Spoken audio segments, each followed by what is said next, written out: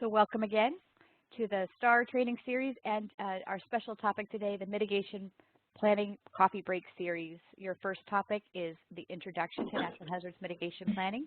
Your presenter is Brett Holt with FEMA Region 10. We also have on the line in our panel Amanda Syak, Tim Cook, and Stacy Falwell. They'll be answering your questions in the Q&A and relaying some of those questions during some of the breaks. So I'll turn it over to you, Brett. All right, thank you, Becca. Appreciate it.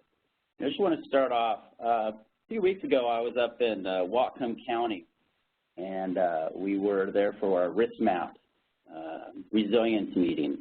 For those who might be familiar with risk map or the resilience meetings, you'll know what I'm talking about. But it's basically a meeting to kind of introduce risk assessment data and talk about how to make your community more resilient. And I had the opportunity to speak with their deputy emergency manager there, John Garrett. And a great guy. He talked a lot. He's fairly new to the county, but he was talking about his international experience and the work he has done in doing community resilience. And the one thing he said, though, is as he worked with these many communities, he goes, the one thing that really made a community resilient is that everybody knows their role. And the context he was speaking is when this community had been impacted, whether it was a natural disaster or terrorism, he goes, people knew what to do. They knew, the business shop owner knew where to go and how to get back up and going, and the community members and the schools and the elected officials, they knew their role when it came to community resilience. And when they know their role, people know things move a little bit faster. And I hope through this series, not just today, but as we go month to month, and we think about community resilience, think about, do we know our role? Do we know what to do? Do we know what's the role of the emergency manager? What's the role of the community planner? What's the role of the public information officer? What's the role of our elders? What's the role of the children and the vulnerable populations and the hospitals? Do we know our role through mitigation? What does it mean when it comes to mitigation and knowing our role? And this is such a key factor here. So I hope to convey some information through today and of course through our series. So with that, I am Brett Holt. I am our Mitigation Planning Program Manager with FEMA Region 10. So we're going to get, if you join us for each of these webinars each month, but at least I introduce myself a little bit. I've been with FEMA for about 8 years, and I've been in this position or this program since that time. I love this program. It's such a great opportunity, a lot of diverse work that comes with it. For those who know about planning, we have to review plans, but it's not really about that regulatory piece. It's about advocating for really great communities out there, great places to live. And so this program, doing this work, it really brings my background with I was a wildland firefighter with the Park Service and the Forest Service and BLM. I've got a planning degree from the University of Oregon, as well as worked in the private sector doing natural resource and parks planning down in the city down with a firm out of Portland. And those two just come into play here with this particular program. It's a great, if you guys haven't done mitigation planning or you haven't been involved with the process or the plan, there's a lot of opportunity here. So I hope you have an opportunity to learn something. Also, we have Amanda Syak, who's been with us for about the 8 years here at FEMA. She's a risk analyst and she's with our mitigation planning program now. Tim Cook and Stacy Falwell are going to be on our guest speakers today. I'm very excited to have them speaking about the state role here in Washington, as well as from the tribe here. First tribal plan, state level plan in the nation many years ago. So excited to have the Lummi Nation.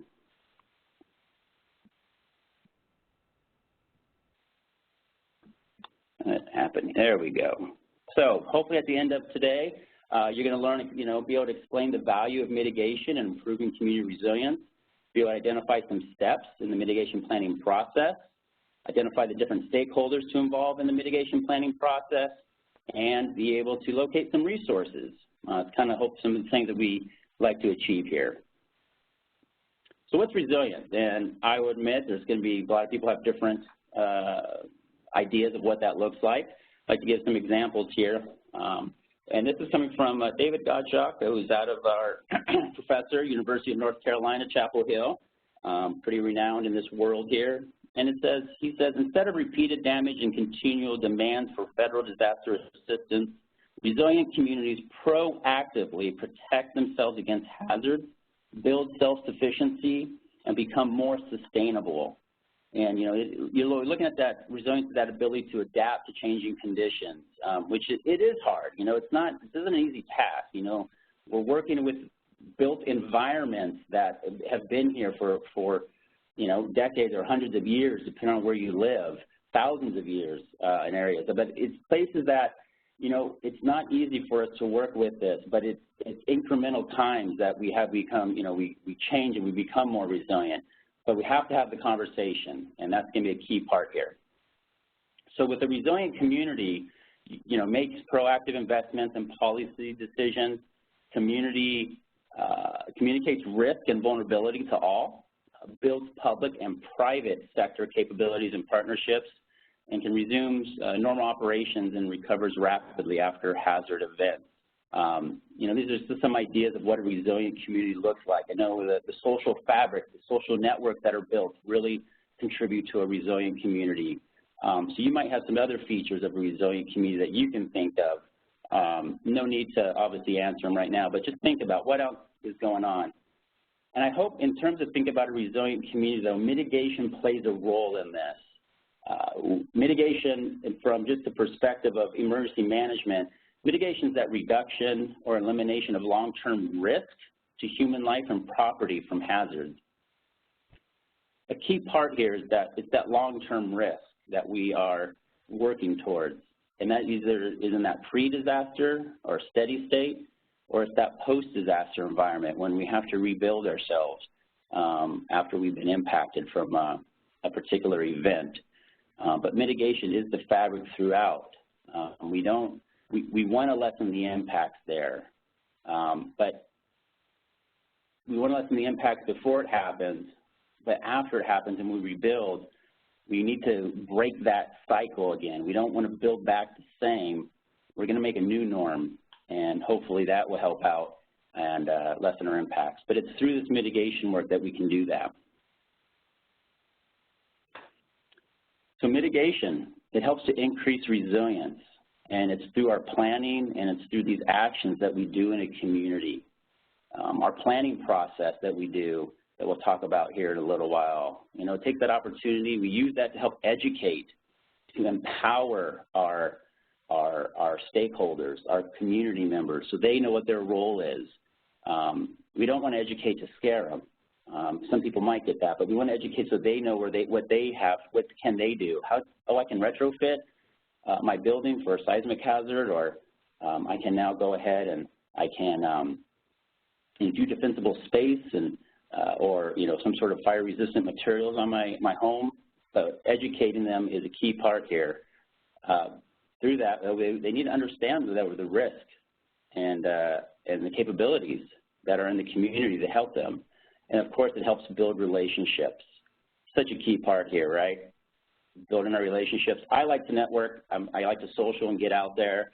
And it's not just to kind of go and, hey, thanks for another business card, or just to kind of have a number. You get out there and really get to know people, who they are, what are they like, what are their interests, because that's a key part when we're doing community resilience. They say when a disaster happens or you come out on a fire or something, you don't want that to be the first time everyone's getting together to figure out how to put a fire out, or you're now meeting the emergency manager from the next county for the first time and it's a big disaster. That's the wrong time. You want to use these processes ahead of time, and that's where mitigation planning and the mitigation planning process brings a lot of people together here to help build those relationships now. Looking over our actions, mitigation actions help increase resiliency. They help reduce our impacts and prevent future vulnerability. And overall, what's this all help lead to? Lessens the damage from a particular hazard, hopefully increases our recovery, and does contribute to an overall resilient community. I just put, let me just make sure you guys, if you need to use the chat box for anything, please do. Amanda is, I know, kind of looking at these, and Becca too. Please go ahead and you can fill in something or type your question in or whatnot. So, all right. Natural hazards, that's the world we're living in right now. There's lots of different things that might occur in a community. The world, you know, in terms of just overall emergency management in our communities. The planning that we're talking about here is looking at our natural hazards. Let's think about this, though. There's natural processes that do occur out there. We have fire that comes through, and they help regenerate our forests. And our fire and forests need, you know, they need fire and floods, water that comes down, and you know, wetlands and our floodplains. They need them. And you know, there's things that just happen because they're natural processes. We want them to happen. But where that intersection then occurs to where we built and the humans have started to put ourselves, that's when it becomes what we call the natural hazard. And that's where we start looking at the impacts and the things that we want to lessen. And so there's a variety of different hazards out there we think about. It depends on what part of the country you're living in that might affect you. And your plans, as you go through this, you start thinking about it. There's different time frames where a seismic or earthquakes may not happen for hundreds or thousands of years, but maybe that flooding is every 5 or 10 years, or that wildfires every year, or things like that. So, you know, there's different frequencies, too, of these hazards. But this is kind of where the world that we live in, we'll really be focusing on for our series. So plan. So I'm just trying to set the frame up work here. So, you know, we've kind of with larger community resiliency, we've kind of talked about how mitigation overall contributes to resiliency. We're talking about natural hazards. And then the world that we're really coming down into is this plan, the planning processes that we do, that we work in, and they contribute to these plans. Plans don't just live on the shelf, so Lisa, I hope not in your communities and the tribes. I hope these are active, living documents we get an opportunity to you know, you get the opportunity to see and use. They're important documents, and they really do help to contribute to our overall resiliency. So FEMA, but well, we talk about mitigation plans here. The big one we probably think about is FEMA mitigation plans or natural hazard plans. I got a couple examples here from up in Alaska and Idaho and Washington and Oregon, a couple of our local plans. But FEMA is not the only game here. There's a lot of plans out there that help contribute to community resiliency and risk reduction. And so I just want to highlight these because these plans, we want to integrate these as we go through the process. So there's community wildfire protection plans, CWPPs that are out there that focus in on the wildfire hazard. There's climate adaptation plans that are looking overall at, okay, here's what's going on with maybe the forest or sea level rise or whatnot, and here's the change in the future probabilities and the conditions are changing, and how do we adapt to that?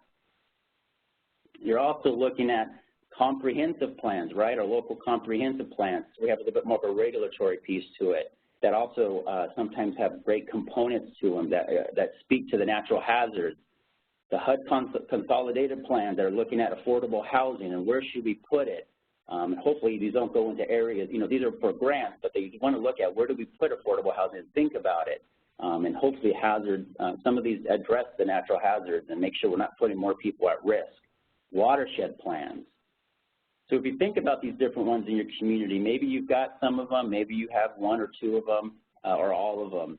But the part here is about them speaking to each other. And we'll get into that a little today, but also later in our series here about that integration between them.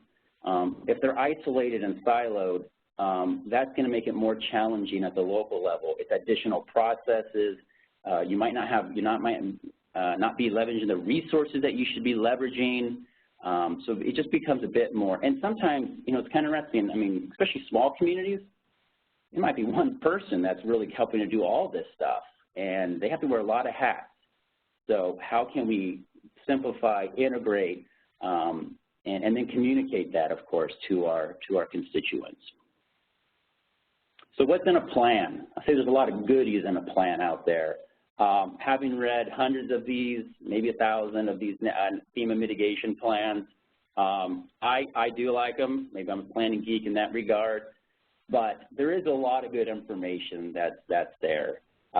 You know, the vision, the goals of what it means to be a resilient community, looking at who are the key stakeholders, not just who was part of the process, and it's that piece when I was talking about what's our role, but who are the stakeholders that might have to help implement the actions that we develop. You know, speaking of the public engagement process that they've gone through, our risk assessments, maps, love maps.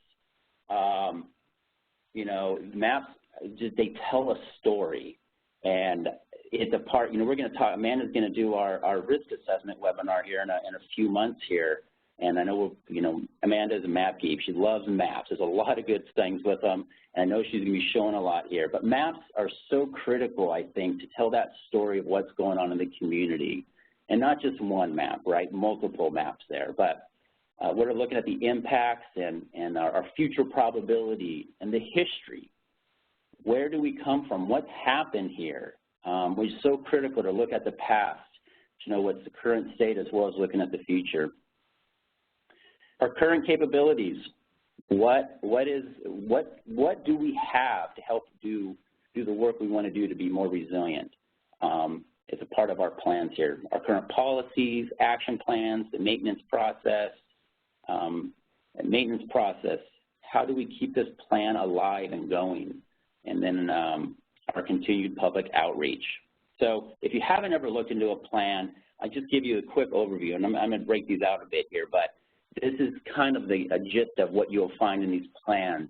And hopefully, you know, maybe some of you guys are looking at this going, yeah, I know that, I get to lead this, and some of you might be going, wow, I didn't know that we had it. You know, maybe I didn't realize there was a capability assessment in these plans, or I didn't realize that the vision was set in this plan. But, you know, hopefully this conveys a bit for you guys, and you get the opportunity to open up a plan here. So I'm going to get into the regulatory piece here. Something I want to emphasize with our coffee break series, these aren't about how do I just create a plan that meets minimum FEMA requirements, and now I'm eligible to apply for a grant. That's not what this coffee break series is about. The coffee break series, yes, we're going to break out some of these requirements, but it's really about what does a good mitigation plan look like. And more than that, it's going to be about where are some great examples out there, or where are some testimonies from people who've gone through this. The good, the bad, the ugly, right? There's some really good positive things, but there's challenges out there too that we want to convey.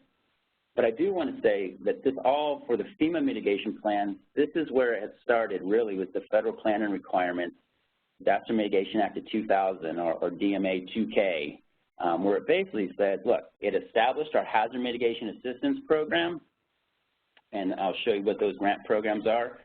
And it said if you want to apply for one of those FEMA mitigation grants or be eligible to apply, you need to have a approved mitigation plan.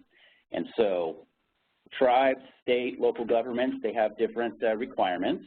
And if you go read in our Code of Federal Regulations, it says what the requirements are. And we have guidance on that and what that starts to look like.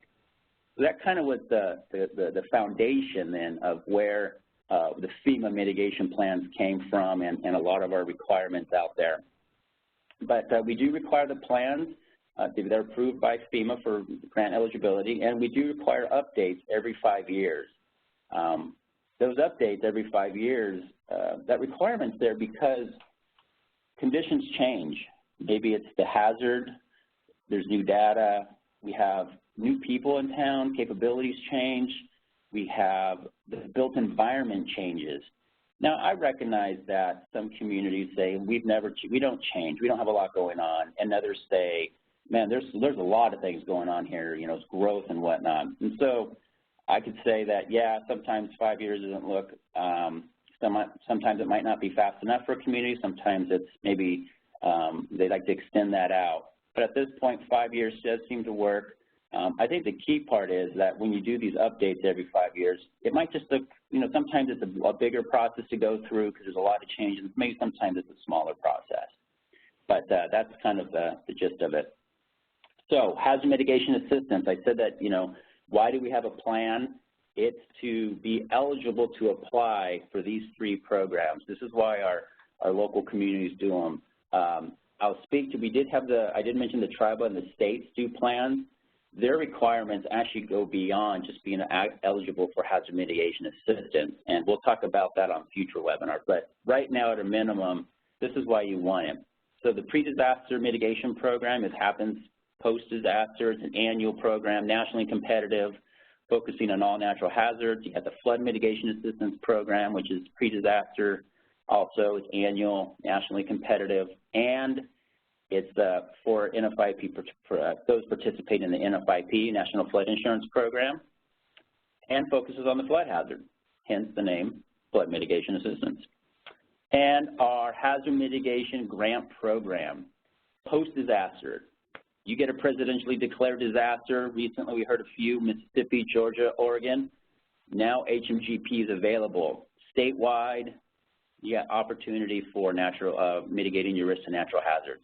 Not going to focus on a lot of that today. We're going to talk about planning grants in a few months here, but that's kind of the main connection between our getting the plans approved and then if you want to apply. But I really hope it's more, when you're doing these plans, it's not for this, because I know many of you will never or have never even applied for these programs, and that's okay. We actually have other things after we hope there's other benefits to go through this process that will help you become more resilient. Do these help you and contribute if you want to apply for these grants? Of course, no doubt about it.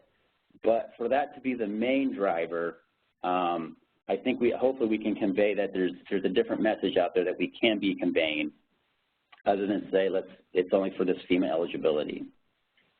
So with that, I'm going to turn this over to Mr. Tim Cook. He is going to come and speak to a little bit from the state of Washington, what their approach is, and just a little bit of oversight from his perspective as the State Hazard Mitigation Officer. So with that, Tim, are you on the line? Hi, Brett. Can you hear me? I can. All right, Tim, I'm going to let you take the next couple of slides. I'll go ahead and just move them over for you. Let me know. Great. Okay. Thanks, Brett.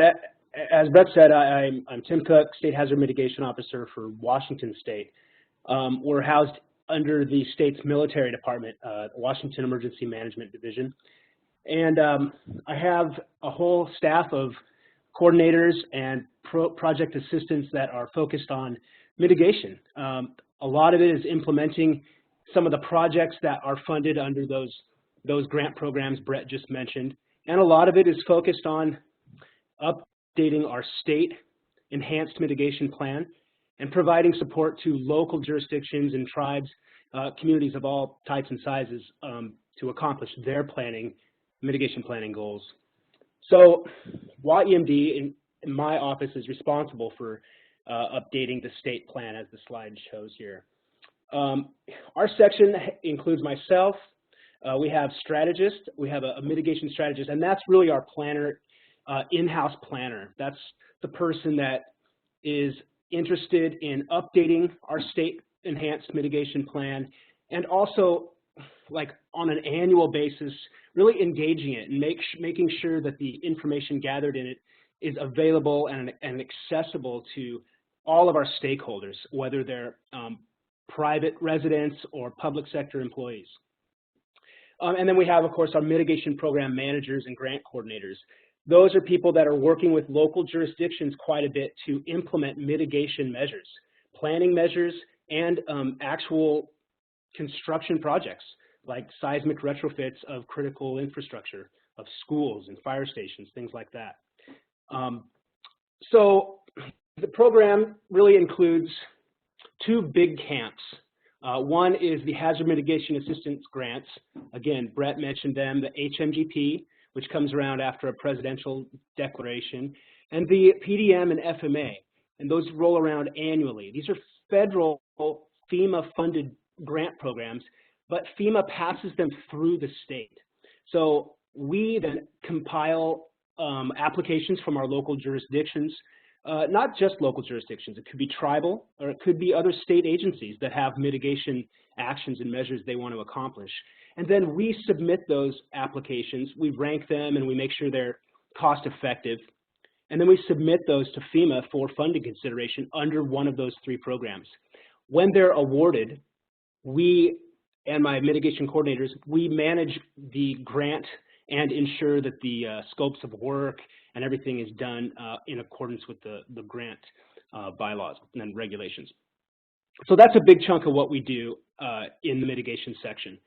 The other chunk is geologic hazards. We have a whole team of folks that are working on not just mitigation, but also preparation and prevention and sometimes recovery stuff of geologic-related hazards, earthquake, tsunami, and volcano. Obviously, volcano is one of those low, they don't happen very often, but when they happen, it's a major impact. So low probability, high impact events, as is a tsunami. Earthquakes, you know, we get a lot of smaller ones that cause very little damage, but the big one, if you will, is an important thing for us at the state level to be aware of and to be spreading public education around and helping folks prepare for it. So the mitigation section at YEMD is focused on all 3 of those as they're interrelated. Our enhanced hazard mitigation plan. In the term enhanced, I guess I could ask Brett, how many states, Brett, have an enhanced plan? Is it like 9 or 10 or more than that? I believe we're at 12 right now. Great, okay. Yeah, so 12 of us have an enhanced plan, and it's just meeting a higher bar. It really, we're as a state, we decided we wanted to go the extra mile in building additional requirements and components into our plan. Some of them have to do with severe repetitive loss and repetitive loss properties. But there's a number of things in the Code of Federal Requirements that an enhanced plan has to meet that a normal hazard mitigation plan does not have to meet. Washington has an enhanced plan, and we're actually we're going to be needing to update it by no later than 2018. So our current plan, which you can find online on our website, and I've referenced the website there on the slide, second bullet from the bottom. That plan was written in 2013, and it is maintained and updated and utilized through the 5-year period.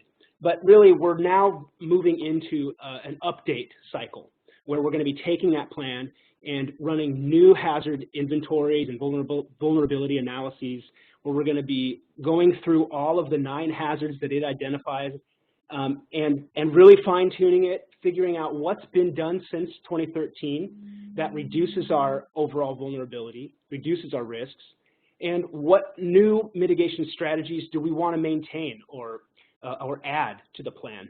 So it's a thorough overhaul. It's not just updating some dates and some staff members that have changed. It's really an overhaul of looking at all aspects of our plan and making sure that it's going to be relevant 5 years from 2018.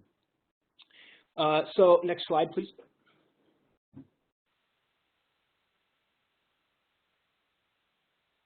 Thank you.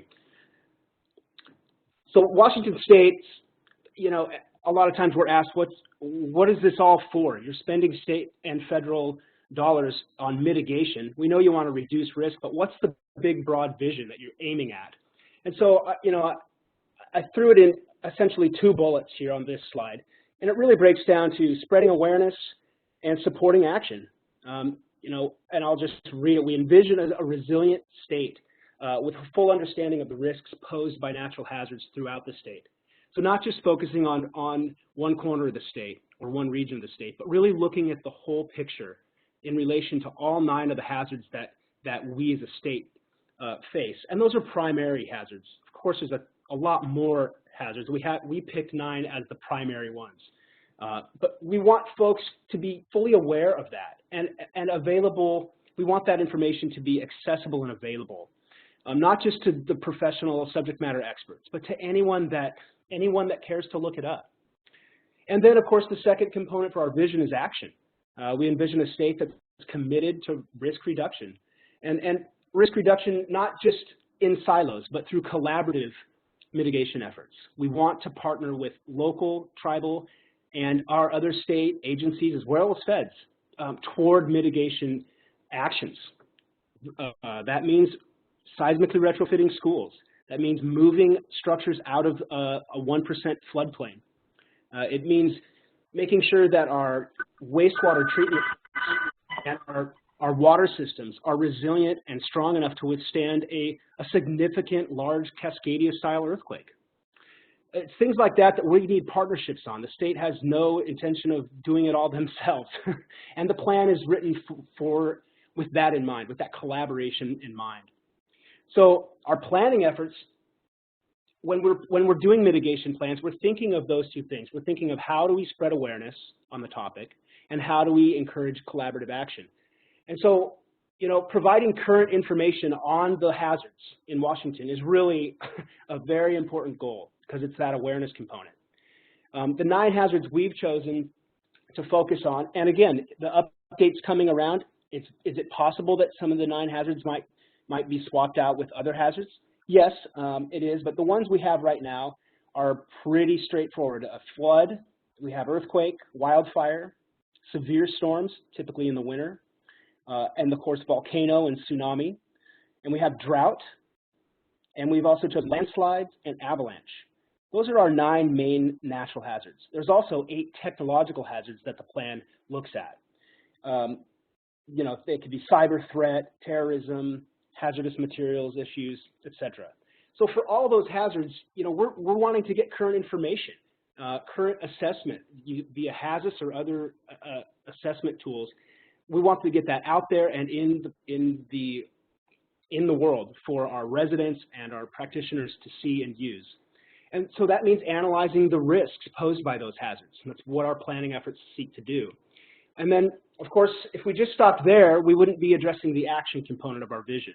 So our planning efforts are also focused on finding mitigation actions that locals can take, that the state can take, to reduce the risks from those hazards. You know, again, the seismic retrofit is a pretty straightforward example. We've got a building, for example, a fire station that was built pre-code, maybe unreinforced masonry. They've got lots of great first responder equipment in that building, but none of it's any good if and when the building falls down during an earthquake. So we want to reduce the risk by seismically retrofitting that building, by structurally doing it and then non-structurally doing it, strapping, bracing, things like that. So that's a mitigation action that we would want a local community, not just the state facilities, but local facilities to identify in a plan. Hey, we've identified this fire station is highly vulnerable. We want to retrofit it within the next X number of years. And then, of course, we want to identify funding sources for these actions. The money is always the sticking point. We all have a lot we want to do, but in the end, the limited amount of money requires us to prioritize. And so our planning efforts seek to prioritize and find opportunities for funding for those actions. And of course, the whole process is about encouraging involvement across agencies and building an inclusive process that includes the public, because this is their plan. And so we really are focused on making sure they have a voice and they have a seat at the table when we're doing these efforts. And of course, the way that my office supports local and tribal planning efforts, I've touched on a few of them already. For one, our plan has a lot of great information that they can incorporate and use in their own planning process, in their own plans. Now, they might have to refine it geographically. They might have to use our plan as a starting point and be more specific, but it offers a great place to start in many cases. And of course, our office also reviews the plans that tribes and local communities write. And with FEMA, we review them, and we offer feedback. You know, if someone sends us a draft or contacts us and says, we've drafted up a plan or an annex, we'd like you to have a look at it unofficially, please, we're happy to do that. And so we love to, in fact, we encourage folks to do that. So that's another way we support. And then, of course, the funding options. We help anyone who comes to us with an idea, a mitigation action or a planning idea. We want to help them explore funding options to implement that. That might be one of the 3 grant programs that Brett noted, one of the FEMA programs. It might be a state program like Ecology's Floodplains by Design, or it might be something, you know, totally outside of the public sector. So those are the 3 main areas, and that's kind of how we support local and tribal planning efforts. And I think that's it for my slides, Brett. You bet. All right. Tim, thank you very much for the state perspective on what you guys are doing. And with that, I'm going to open up another poll because we're going to start diving in here about the next 10 minutes, going to look more at the planning process.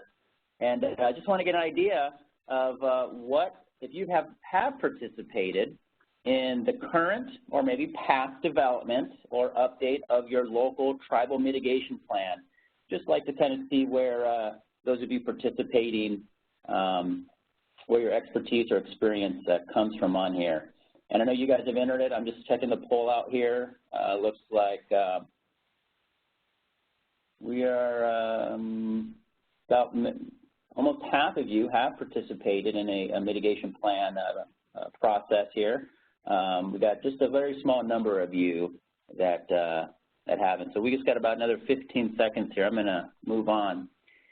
So with that, Brett, yeah. There's a couple questions I'd like to address before we move on. So the first question we've got, Tim mentioned that there are 8 tech areas within the Washington State Hazard Mitigation Plan, and it looks like there's some questions regarding what those 8 tech areas are.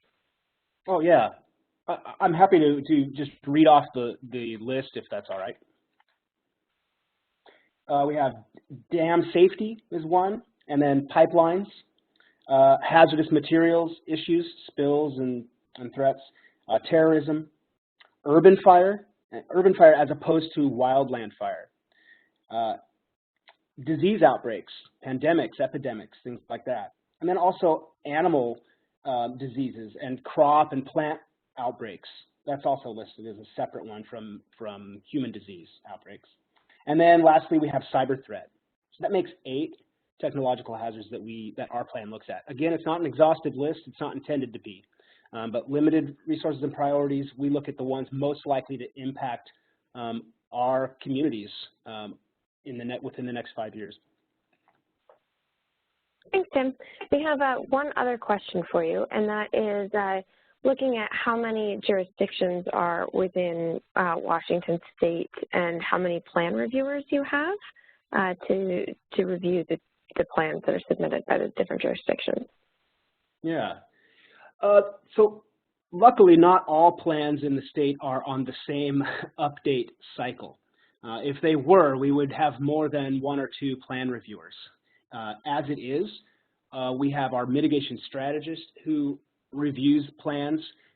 Sometimes I assist with reviewing components of the plan, and we have another programs manager who can assist with reviewing the plans. But primarily, it's our mitigation strategist, our planner in-house, that is responsible for either reviewing the plans personally or delegating out portions of it to other staff members.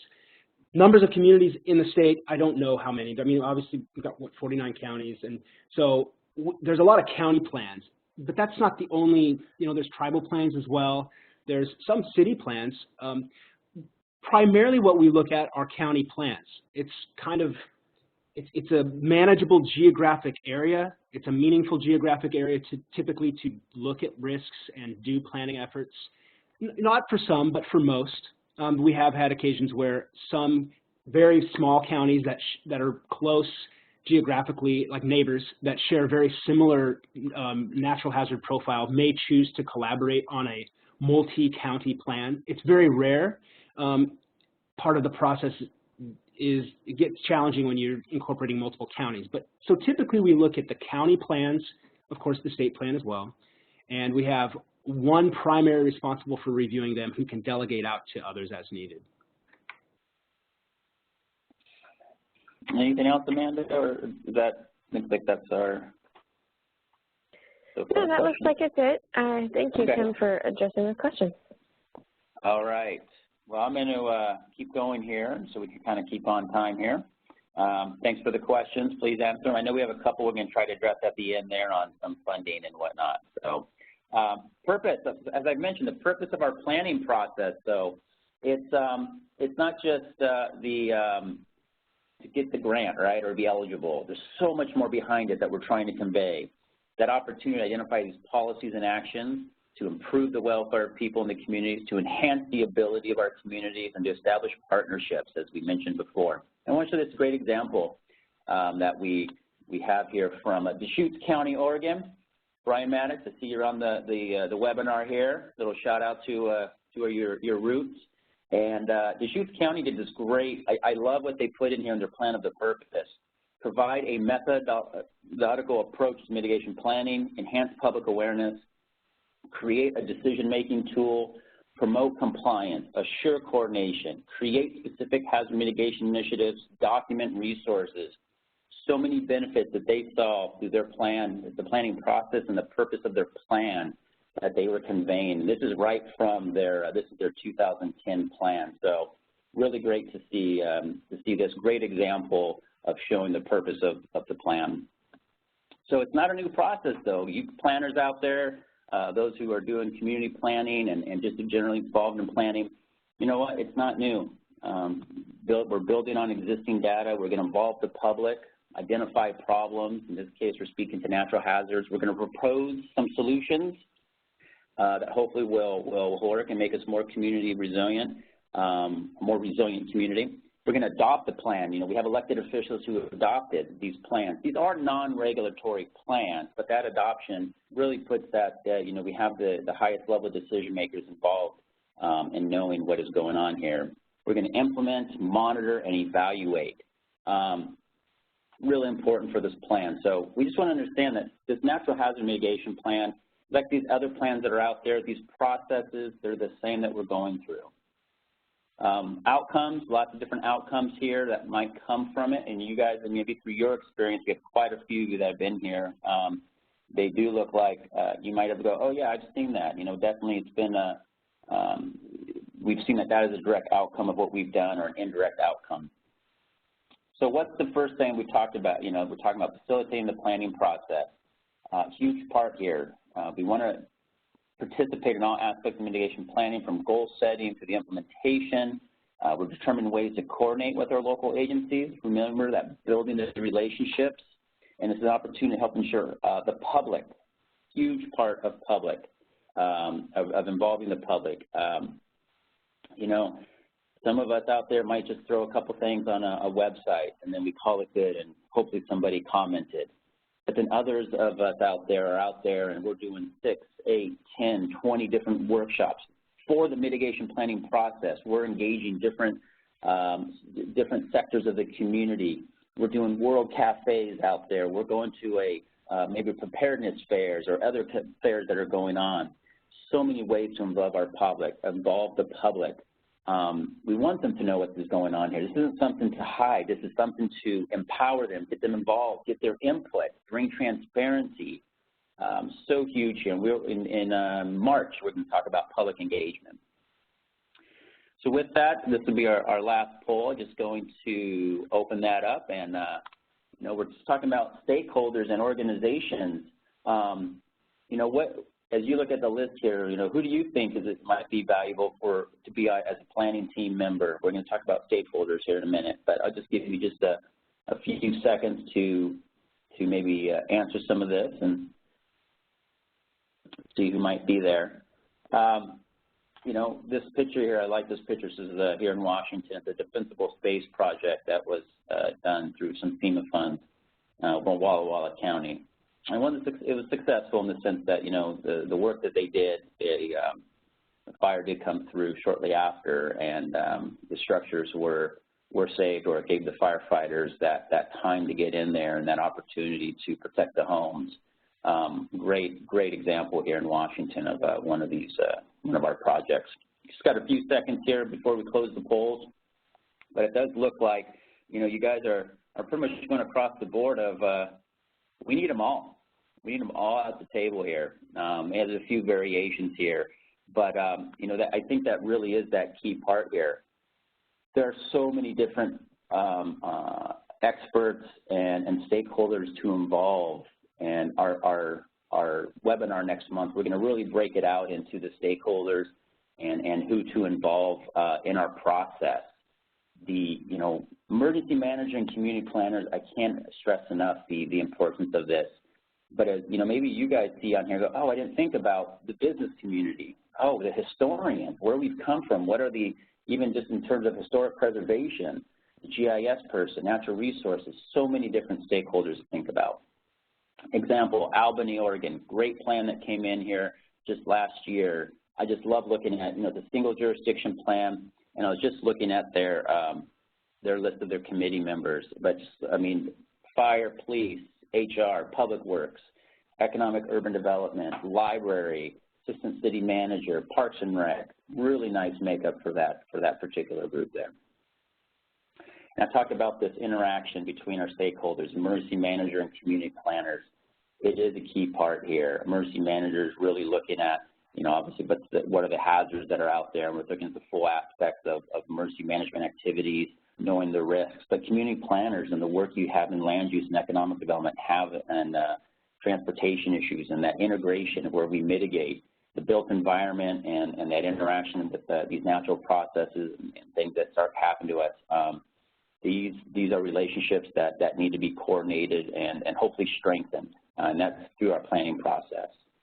So we're looking at vulnerabilities, assessing existing and future vulnerabilities, and that'll be part of our risk assessment series here in a few months. But natural hazards and the community assets. You know, like I said, we have these natural processes that are go on. We have these community assets, the built environment, the populations, and it's kind of where they intersect. That's the risk. Those are the areas that we start focusing in on.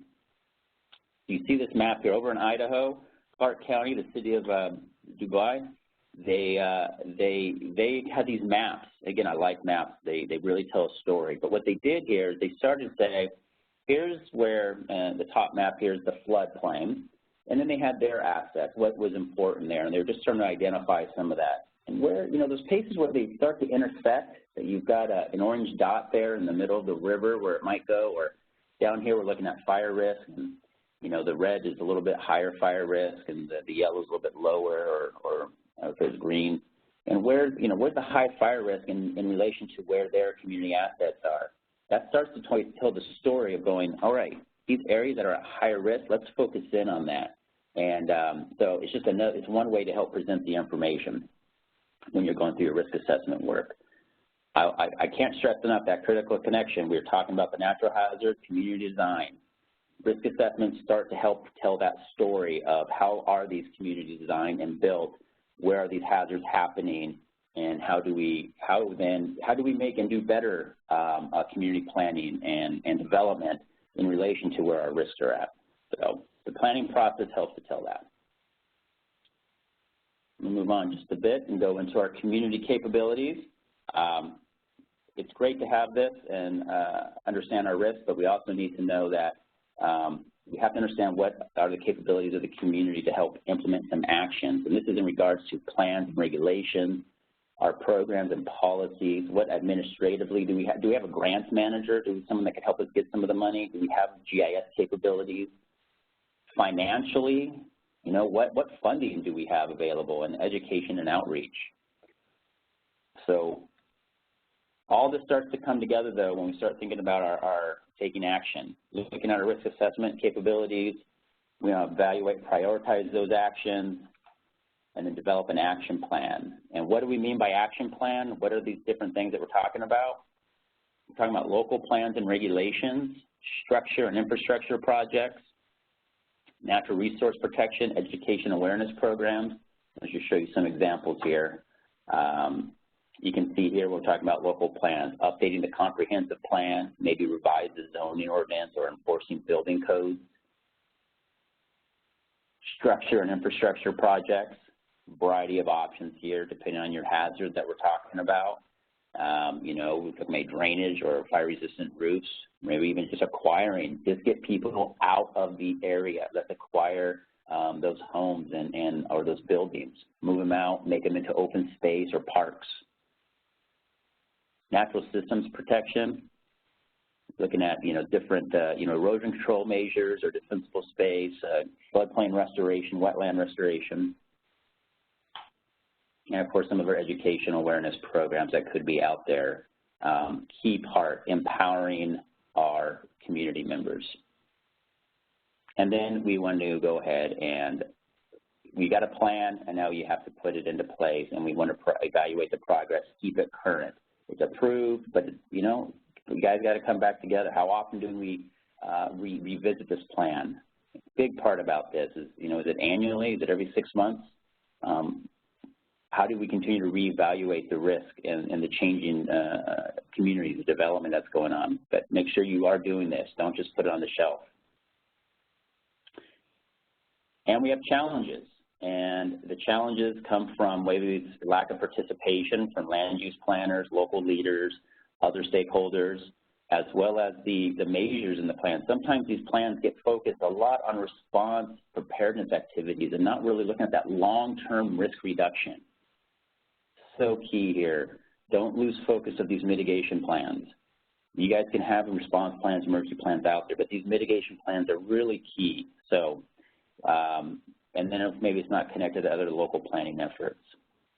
So I'm going to turn it over to Stacy Falwell. And just folks, I know I'm going to be pushing our 11 o'clock hour. In my case, it's 11 o'clock here on the West Coast. I hope you can stay with us an extra 5 to 8 minutes as Stacy's going to introduce, and it's got a couple of resources at the end here. We'll be finishing up our webinar. But I want to open up to Stacy to talk about the Lummi Nation's experience and just kind of hear from the tribal perspective of what they've been doing with their mitigation plan. So Stacy, are you on the line?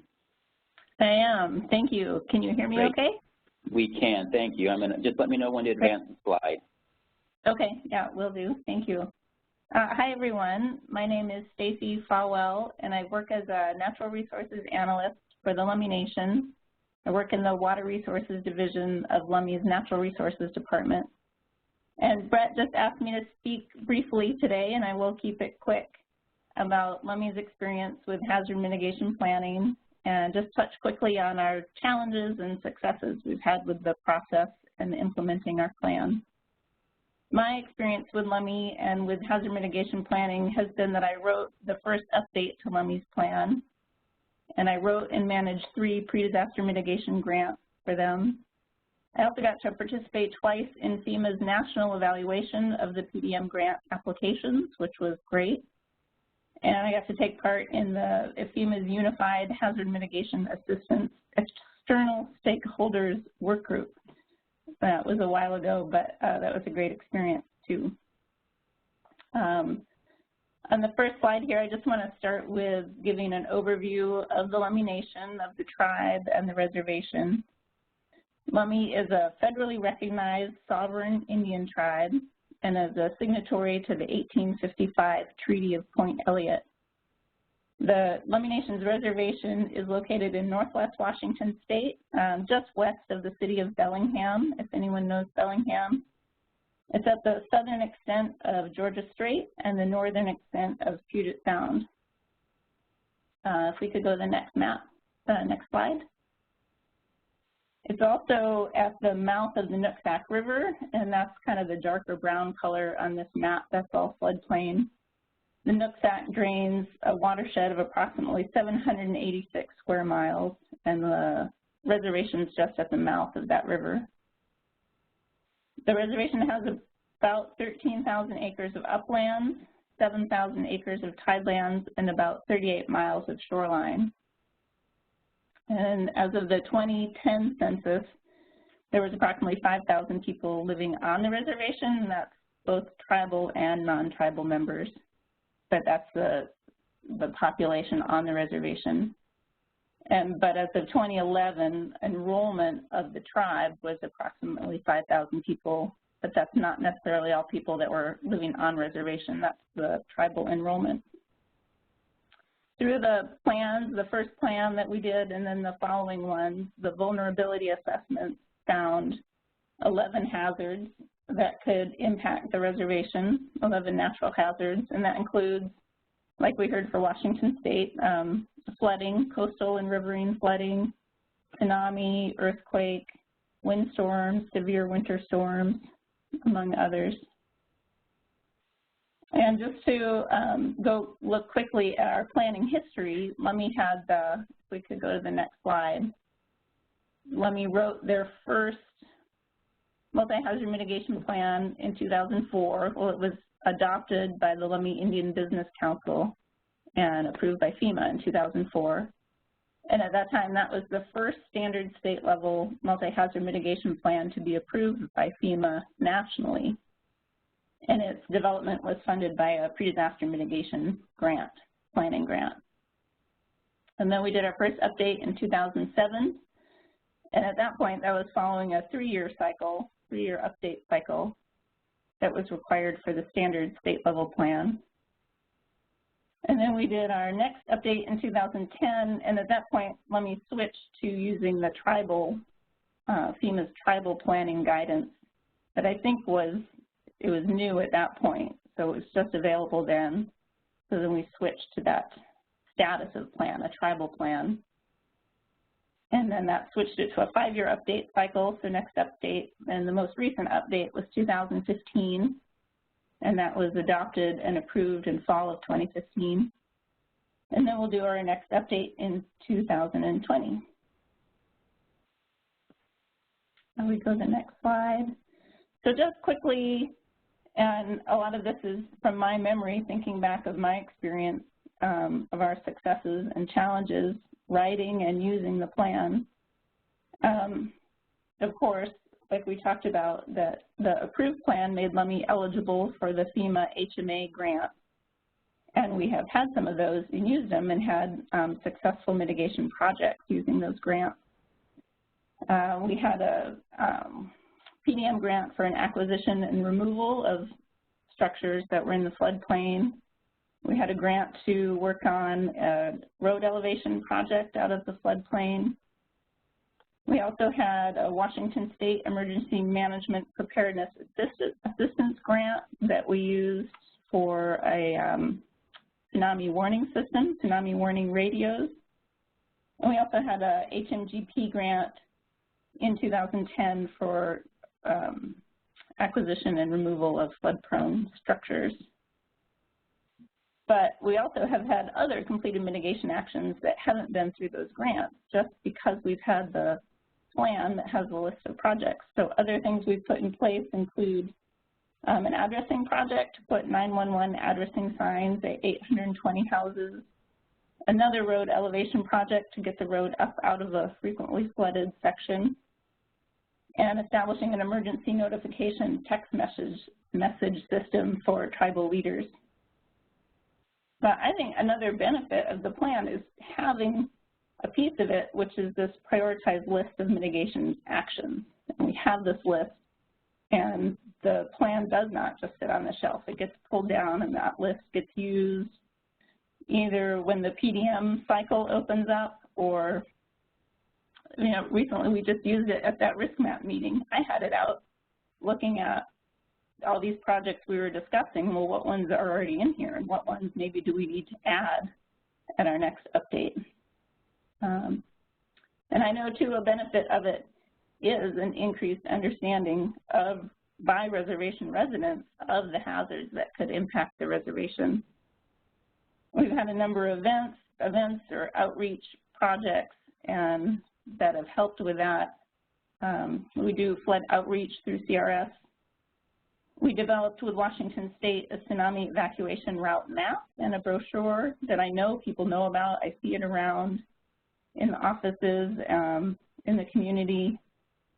We hosted a hazard fair where students from the Northwest Indian College each studied a natural hazard and presented it and handed out information to residents at a fair.